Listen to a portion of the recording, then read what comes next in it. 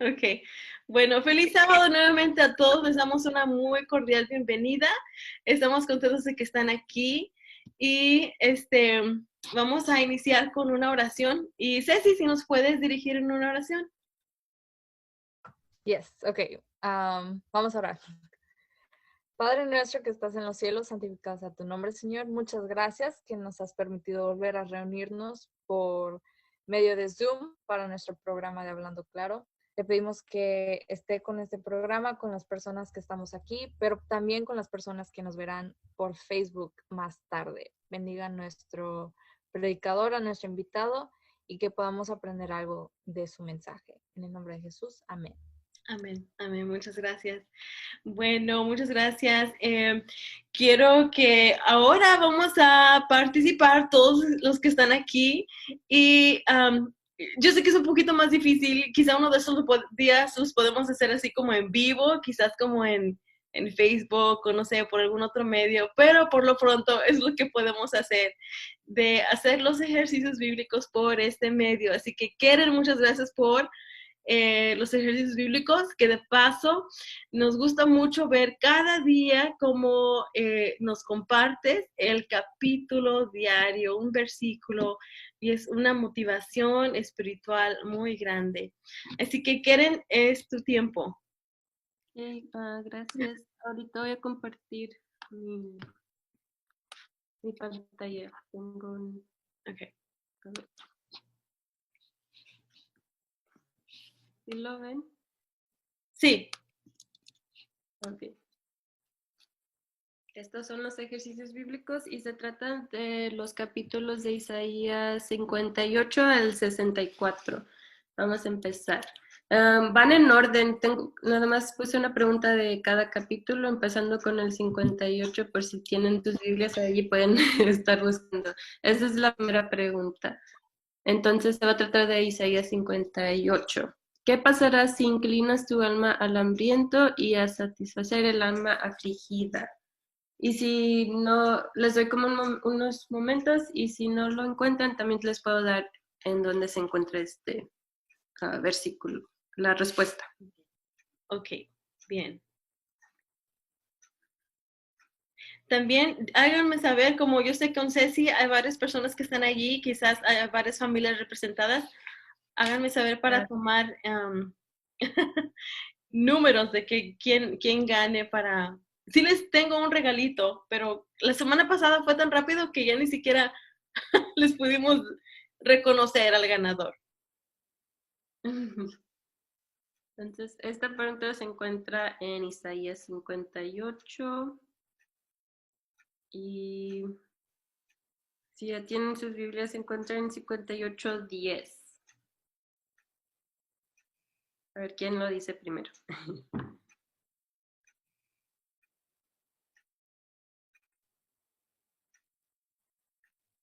A ver, se encuentra en, dice...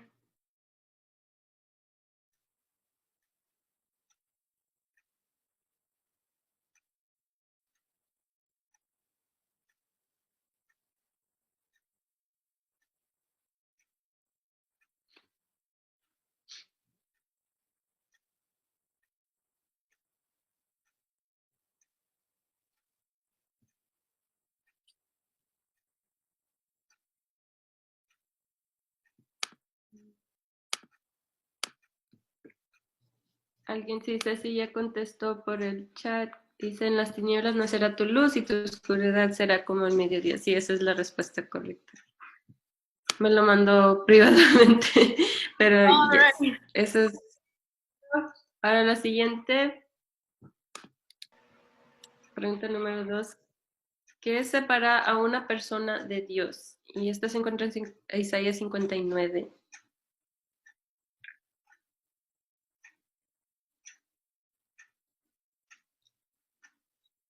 ¿Lo estamos mandando por chat o simplemente lo decimos verbalmente?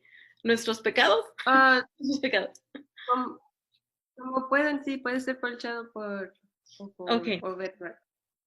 Sí. Se encuentra en 59:2. Sí, dice, vuestros pecados han ocultado vuestros rostros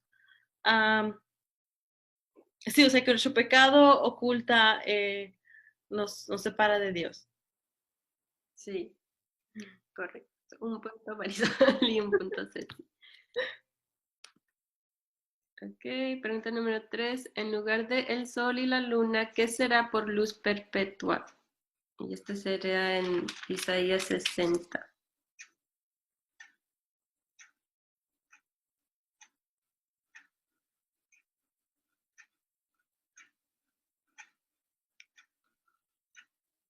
¿Qué será por luz perpetua?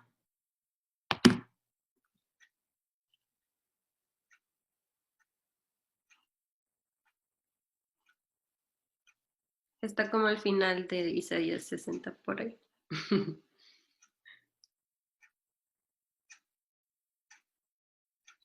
Dice, porque Jehová será tu luz en el versículo 20. Bueno, no sé si alguien más ha contestado. Creo que ese sí lo mandó primero en el chat. Pues soy el Dios tuyo por tu gloria. Ah, ok. Pues sí, ajá, sí, sino que Jehová te será por luz perfecta y el Dios tuyo por tu gloria. Sí, eso es correcto. You're like right after. Ok, pregunta número 4. ¿Qué se nos da a cambio del espíritu angustiado? Isaías 61.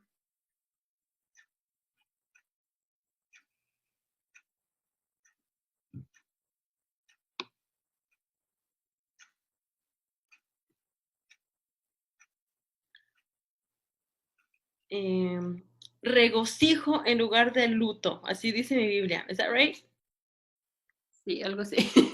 Sí, yo tengo otra versión. Oh, no, maybe that's not right. I Es- don't know. Maybe somebody else is right.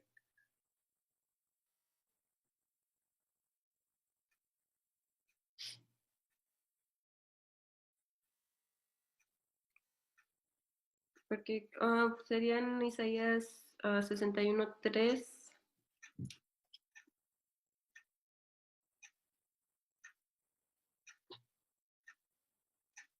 Es que yo creo que depende de la versión, ¿verdad? Sí, es de la versión. Pero sí, pero quiero decir lo mismo.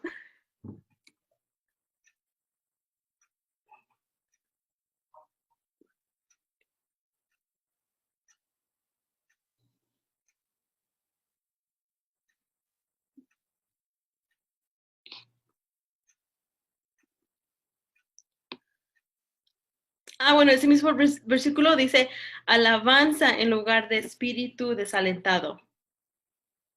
Es la Sí, respuesta. entonces sí, porque yo diría, ¿cómo dice? Oleo de gozo en lugar de luto, manto de alegría en lugar del espíritu Okay. angustiado, pero sí, es igual.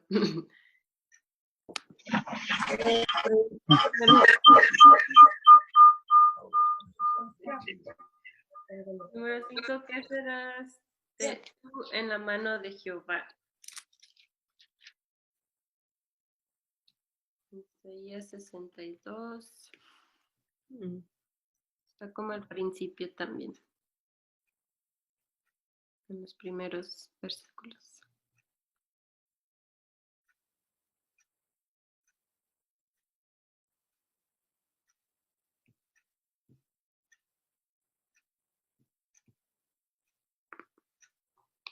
Oh, sí, sí, dice, serás corona de esplendor en la mano de Jehová y diadema real en la palma de tu Dios.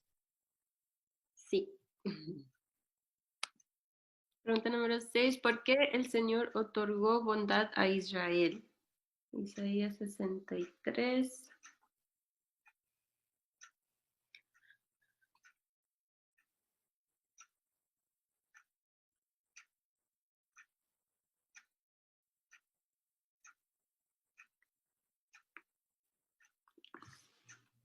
¿Por qué el Señor otorgó bondad a Israel?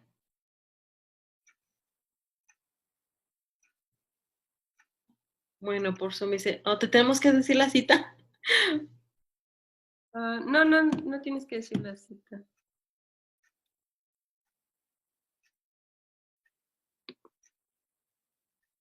Porque si sabes, pues no nos puedes decirlo. Bueno, es que no me recuerdo exactamente el verso, pero pues me imagino y por lo que leímos, ¿verdad? Por su misericordia, por su amor. Y se encuentra en el 7. Dice, de las misericordias de Jehová haré memoria de las alabanzas de Jehová conforme a todo lo que Jehová nos ha dado y de la grandeza de sus beneficios hacia la casa de Israel, que les ha hecho según sus misericordias y según la multitud de sus piedades. Pero entonces sí, es por su misericordia. Y la última pregunta, ¿con qué se comparan todas nuestras justicias?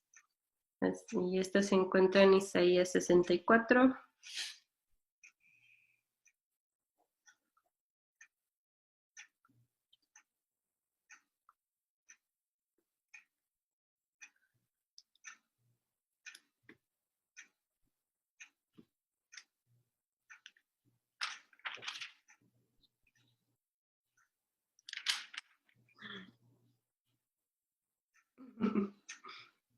A ver, alguien que quiera contestar. Yo ya contesté todas.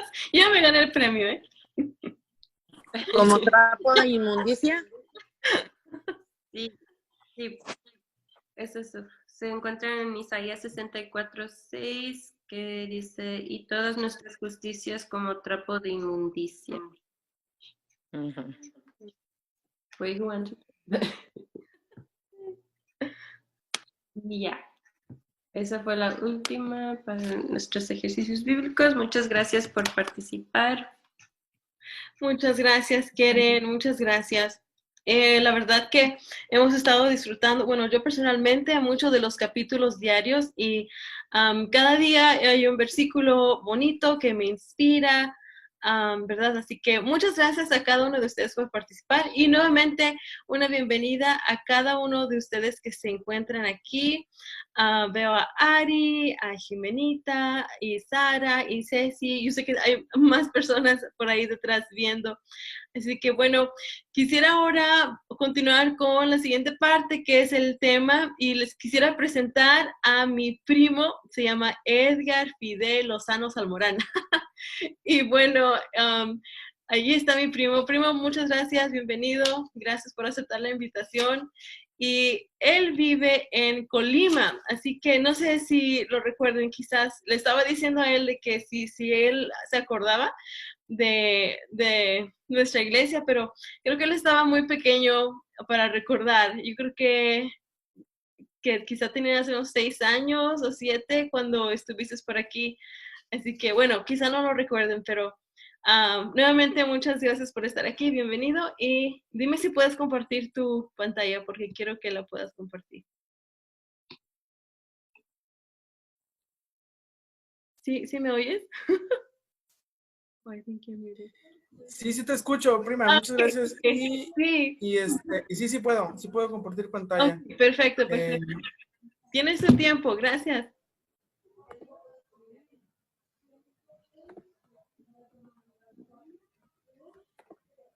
Bueno, pues mucho gusto a todas y a todos los que están conectados. Como siempre, cuando me gusta o como cuando me invitan a predicar o a intervenir en alguna sesión virtual, siempre me presento, aunque ya mi prima ya lo hizo muy bien, ¿verdad? Mi nombre es Edgar Fidel Lozano Salmorán y Marisol es mi prima por parte de mi papá, por parte del apellido Lozano, ¿verdad? Aunque pues ella ya tiene otro apellido porque se acaba de casar en el sentido pues de que las leyes de su país o de Estados Unidos pues permiten elegir el apellido del esposo. Acá en México no, acá en México se usan los apellidos familiares y se usan los dos apellidos. Como lo comentaba ella, tienen acá su humilde casa en Colima, es el occidente del país, el occidente de México, está el estado de Colima, es un estado pequeño pero muy bonito, tropical, con playas, con selva, con bosque, con montaña, entonces está ahí como de todo un poco. Y voy a presentar mi predicación para no tener tanto preámbulo y voy a pedir también que en la medida de lo posible puedan prender sus cámaras para conocerlos, para saludarlos. Me dicen de favor si se...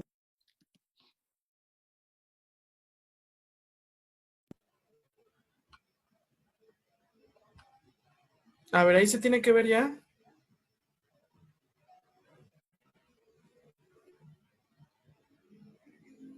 ¿Sí se mira? Sí. Ok, bueno, pues vamos a comenzar. Miren, este es un tema inspirado en la situación en la que hemos estado sumergidos en estos últimos 6, 7 meses. Los hijos de Dios en tiempos de COVID-19. Y es que la verdad, esta situación nos ha tomado de alguna forma por sorpresa y hemos aprendido nuevas formas de vivir. Por ejemplo, algo que se ha hecho muy común es el uso del cubrebocas o de la mask face, como dicen en inglés. Tenemos que estar habituados a traer este cubreboca, a salir, a convivir con él en el trabajo o en los supermercados. Yo todavía recuerdo la primera vez que fui al supermercado, no me dejaron entrar porque no traía el cubreboca. Pero ahora ya todo el mundo sale y es incluso una prenda de vestir o un accesorio que las personas que se dedican a la moda pues han hecho de este objeto como una prenda de vestir, ¿verdad? Hay diseños, colores, formas, etcétera, etcétera. Algo también que hemos aprendido a vivir es el uso de gel antibacterial y otros medios sanitizantes, spray, perfumes, alcoholes, incluso aceites que garantizan que sanitizan o que limpian nuestras manos o nuestro cuerpo de las bacterias del COVID-19. Y no sé, supongo que al igual que en México, ustedes allá han estado viviendo esta campaña constante de los medios de comunicación, radio, televisión principalmente, sobre el famoso distanciamiento social, sobre guardar distancia, sobre asistir a la escuela, si ya los dejan asistir, o a las filas en los bancos, o a las filas en los mercados. Hay que estar separados con 1,5 metros, 2 metros de distancia, este distanciamiento social. Y algo quizá más contundente, algo más absorbente en cuestión a anuncios publicitarios, a campañas gubernamentales, el llamado o el famoso confinamiento o aislamiento en casa. Aquí en México hubo toda una campaña con el hashtag Quédate en casa. Famosos, artistas, deportistas mexicanos, subían en sus redes sociales, en Facebook, en Twitter, subían este hashtag con su imagen o con una revista o una portada de revista, subían, ¿verdad?, este eslogan, quédate en casa. Y es que fue una lucha muy ardua de los medios de comunicación, de los sistemas de salud nacionales, para que las personas se quedaran en casa. Digo que fue una lucha porque no todos querían quedarse en casa. México es un país donde habitan cerca de 18 millones de mexicanos que viven en pobreza y que es una pobreza a veces muy precaria, o sea, una super pobreza, en donde hay familias completas que solamente sobreviven con menos de $1, hablando en comparación al sistema económico de Estados Unidos. Y son familias grandes de 5 o 6 hijos, padre, madre, entonces es difícil que ellos se queden confinados en casa. Pero no vamos a hablar de política ni de cuestiones económicas hoy, sino más bien vamos a decir que esta opresión política, económica, para las personas trajo problemas, principalmente de salud. Muchas personas fallecieron. Aquí en el estado donde yo vivo, en la empresa donde trabajo, que es la Universidad de Colima, tuvimos que despedir a varios compañeros. despedir en el sentido de que fallecieron. Muchos eran mayores de edad, en su mayoría, pero también había gente joven entre los 35 y los 45 años que fallecieron. Y en la familia, pues afortunadamente, en la familia cercana y lejana, gracias a Dios, no se tuvo ningún contagio que haya provocado la muerte o que haya provocado algún cuadro clínico pues triste. Sí, un tío mío tuvo COVID, otro primo también, pero como que gracias a Dios fue algo no tan fuerte. Pero muchas personas fallecieron, vecinos, conocidos. También el estar confinados en casa produjo enfermedades psicológicas, depresión, ansiedad, problemas familiares, violencia intrafamiliar, que aquí en México es bastante alto el índice estadístico de la violencia intrafamiliar. Todo eso pues por estar viviendo 15, 20, 30 días encerrados, confinados en casa. Pero quizá lo más alarmante, lo más escandaloso fueron las pérdidas de empleo y de negocios. Bastantes pequeñas empresas, tiendas de toda índole, de comida, de ropa, de accesorios, de artesanías, de electrodomésticos, de electrónicos. Bueno, muchas personas que tenían sus pequeños negocios tuvieron que cerrar. Como decimos acá en México, quebró su negocio, se fue a la bancarrota. Y todo esto trajo, obviamente, bastantes necesidades, sobre todo para las familias más pobres o las familias que habían echado todo su ahorro, toda su inversión a este empleo, a este negocio, y que en una cuestión de 2 o 3 meses perdieron todo. Entonces, lo que sucedió fue que estas familias, estas personas comenzaron a tener necesidad de insumos básicos en alimento, insumos básicos en bebida, en vestido, en vivienda y en salud. ¿Qué quiere decir esto? Bueno, que no tenían las mismas posibilidades que antes para poder acceder a la compra de alimentos, a la compra de la canasta básica aquí en México, que es arroz, frijol, tortillas. No tenían tampoco un acceso a una vivienda, porque al estar quebrados, al estar faltando a su empleo, pues entonces el programa bancario o el programa de financiamiento con el que habían sacado su casa o con el que estaban comprando su casa, pagando su casa, los multaba y en algunos casos les retiró su vivienda. Y bueno, los medios de salud también colapsaron aquí en México.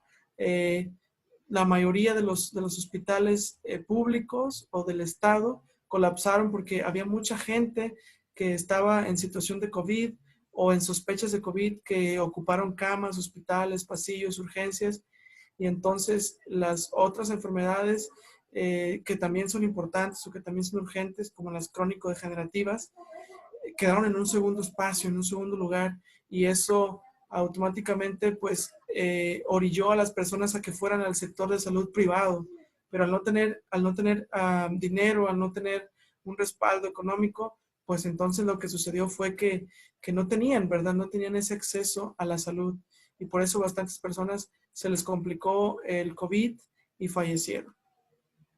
Ahora, quizá para nosotros no sucedió así, o gracias a Dios no nos enfermamos de COVID tan fuerte, o no nos ha dado, gracias a Dios. Aquí en mi familia inmediata, mi esposa, mis hijos, mi mamá, mis hermanos, afortunadamente con la protección de Dios no nos hemos enfermado. Gracias a Dios tenemos un empleo seguro y estamos pues atendiendo, ¿no?, a las medidas sanitarias que ya les comenté, y pues Dios nos ha bendecido. Pero quizá hay 2 preguntas que debemos hacernos. ¿Qué problemas hemos tenido nosotros? Y si nosotros no hemos tenido problemas, entonces, ¿qué problemas ha tenido nuestra familia cercana? Nuestros amigos inmediatos. ¿Cómo la están pasando? ¿Qué les ha sucedido? ¿Se quedaron sin empleo? ¿Les hace falta algún alimento o algún producto básico para sobrevivir para vivir? Y una vez que tengamos esas respuestas a la primera pregunta, podríamos plantearnos la segunda. ¿Cómo los hemos enfrentado? ¿Cómo hemos ayudado? Ustedes saben, y obviamente pues la Iglesia Mundial Adventista tiene su agencia, ¿verdad? ADRA, por las siglas en inglés, la Agencia de Desarrollo de Recursos Asistenciales, etcétera, etcétera. Y que a lo mejor por medio de esta agencia hemos escuchado aquí en México, sobre todo en el sur del país, los estados que están en más pobreza, cómo ADRA ha apoyado a las personas a través de la campaña de donación de despensas, de donación de servicios médicos. Pero fuera de ADRA, nosotros como miembros adventistas que pertenecemos a una iglesia local, a una comunidad inmediata, ¿qué hemos hecho? ¿Cómo hemos enfrentado estos problemas para con nosotros mismos, para con nuestra familia o para con las personas que nos rodean? Saben, en la Biblia hay una historia que a mí se me hace o me figura muy parecido a esto que hemos estado viviendo. El relato usted lo puede encontrar en Segunda de Reyes, desde el capítulo 6 y versículo 24 hasta el capítulo 7, todo el capítulo, ¿verdad? Los 20 versículos. Y fíjense, curiosamente, en la historia de estos versículos, de estos capítulos, el pueblo de Israel también estaba confinado, estaba encerrado, estaba quedándose en casa, pero no por una enfermedad, por una pandemia, sino porque Ben-Hadad, el rey de Siria, con todo su ejército, sitió la ciudad de Samaria. Si nosotros recordamos un poco la historia bíblica o recordamos las enseñanzas en los clubes de aventureros, de conquistadores, de guías mayores, vamos a recordar que las ciudades antiguas de Israel eran ciudades amuralladas, en donde se construía una muralla alrededor de todo el pueblo, de toda la ciudad, y entonces los enemigos no podían entrar. Pero cuando había un sitio, cuando había un encierro por parte de un ejército extranjero, pues también los que quedaban adentro de esa muralla no podían salir. Entonces Ben-Hadad, rey de Siria, tenía tomada, tenía sitiada, tenía rodeada la ciudad de Samaria. La Biblia no dice específicamente el tiempo por el cual estuvo rodeada, estuvo tomada esta ciudad. Pero algunos eruditos bíblicos y algunos historiadores judíos como Josefo y Eusebio dicen que mínimo este sitio duró entre 1 año y 5 años. Entonces, imagínense este tiempo, los israelitas, las personas que viven en la ciudad de Samaria, estaban encerrados adentro. ¿Y qué sucedió? Pues obviamente, número 2, comenzaron a haber problemas sociales. Yo imagino que aparte de que se haya acabado el empleo, se acabaron los víveres, se acabó el alimento, porque generalmente las cosechas, las tierras donde se cultivaba, donde se iba a conseguir el alimento de la tierra, que para los israelitas era el trigo, lo más esencial, los frutos, pues todo ello quedaba fuera de la ciudad, en los campos de trabajo. Y al no poder salir, llegó un momento en que todo se escaseó. Entonces, dice la Escritura que principalmente lo que hubo fue un problema de hambre. Y aunque los israelitas explícitamente sabían que no deberían de comer ciertas carnes, el hambre fue tal que comían carne de asno. Y no se comían la parte así como más buena, más grande, más abundante de este animal, sino que se comían la cabeza, porque era lo que más fácil podían acceder a comprar. Pero si a usted esto le parece exagerado, la Escritura también señala puntualmente que los hijos de Israel comían estiércol de paloma. ¿Qué? Así como usted lo escucha y como usted lo puede leer más adelante, comían estiércol de paloma. Y compraban un caf. El caf era como una medida para líquidos, para granos. Era un caf y costaba carísimo. Costaba aproximadamente el salario de todo un mes. Un caf de estiércol de paloma. Imagínese llevar a su mesa, llevar a su boca este alimento. No imagino ni cómo lo preparaban. Pero bueno, quizá lo más aberrante, lo más doloroso es ver cómo, ¿verdad? Se presenta un caso en que las personas se comían a sus propios hijos. Dice la escritura que una mujer se acercó al rey y le dijo, mira rey, necesito que me salves, que me hagas justicia. Mira que acordé con mi vecina que nos comiéramos su hijo y al día siguiente nos íbamos a comer el otro. Pero mira, ella me dijo, no, vamos a comernos primero el tuyo y luego el mío. Y yo agarré a mi hijo, lo matamos, lo cocinamos y bueno, hoy que toca comerse el hijo de ella ya no quiere, ya no está, lo escondió. Obviamente todo esto eran parte de una serie de maldiciones que Dios dijo para el pueblo de Israel, que las podemos leer en Números 16, en Deuteronomio 26, podemos leer estas maldiciones.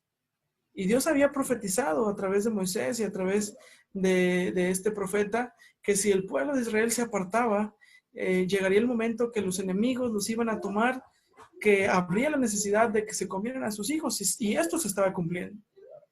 Sin embargo, como punto 3, vamos a ver que la autoridad civil no confiaba en Dios. ¿Quién era la autoridad civil? Pues el rey. El rey ponía en segundo lugar a Dios, porque intentó matar incluso a su representante. ¿Quién era su representante en esa historia? El profeta Eliseo. El profeta Eliseo era su representante. El rey, al escuchar la petición de esta mujer, rasgó sus vestidos y se miró cómo debajo de sus vestidos traía un saco de silicio, es decir, una ropa negra. Pero, ¿por qué no la traía encima? Si usted lee los ayunos y las formas de silicio en las que se vestía Daniel, por ejemplo, vamos a ver que Daniel se vestía arriba de su ropa, no debajo de su ropa. Esto nos quiere decir entonces que el rey de Israel no confiaba plenamente en Dios, sino que lo ponía en segundo lugar. Pero cuando las cosas están mal, cuando verdaderamente tenemos problemas, el pueblo consultó a Dios. Los ancianos, dice la escritura, que estaban reunidos con el profeta Eliseo. Y aunque la Biblia no dice en qué consistió esa reunión, qué se habló en esa reunión, pero deja entender que los ancianos estaban comenzando, en representación al pueblo, estaban comenzando a buscar el consejo de Dios. A veces eso nos sucede a nosotros. Cuando estamos agotados por los afanes de la vida, cuando estamos hasta el cuello por los problemas sociales que tenemos, sea escolares, financieros, económicos, familiares, consultamos a Dios. En México, los adolescentes, los muchachos, tienen como un meme, como un tema de tendencia que se llama Hola Dios, yo de nuevo.